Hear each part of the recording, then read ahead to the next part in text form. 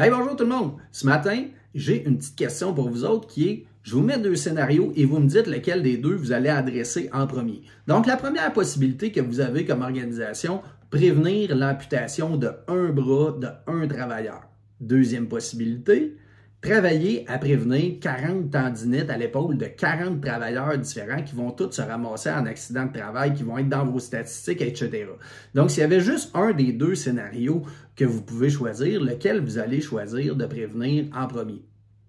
Je vous laisse réfléchir. Et oui, j'espère que vous avez choisi l'amputation du bras.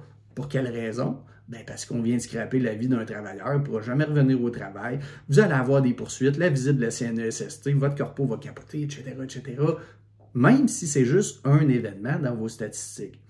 Alors que les 40 événements qui sont dans vos statistiques pourraient vous faire flipper carrément plus, c'est quand même ce qu'on va faire passer en deuxième parce qu'une tendinite à l'épaule, c'est réversible. Le travailleur va aller chez lui, va avoir un petit peu de physio, de la glace, des Advil, peu importe, une couple de jours de repos et il revient au travail. Et c'est pour ça qu'on va toujours commencer à intervenir sur ce qui est plus grave, probable et fréquent qu'on va identifier dans l'analyse de risque. Bien, par contre, si je vous demandais, ça vous intéresse-tu d'avoir 40 tendinites à l'épaule dans votre organisation? Définitivement, la réponse c'est non. Et c'est pour ça que des risques, on va garder en tête qu'il va toujours en avoir et on ne peut pas adresser tous les petits risques. Mais quand on a des tendances qui se dressent, c'est là qu'on va pouvoir aller cibler sont où nos petits risques. Vous avez tous ces principes-là dans les principes de la pyramide de Ferron, vous allez retrouver sur mon site ou peu importe si vous tapez ça sur Google, vous allez le trouver.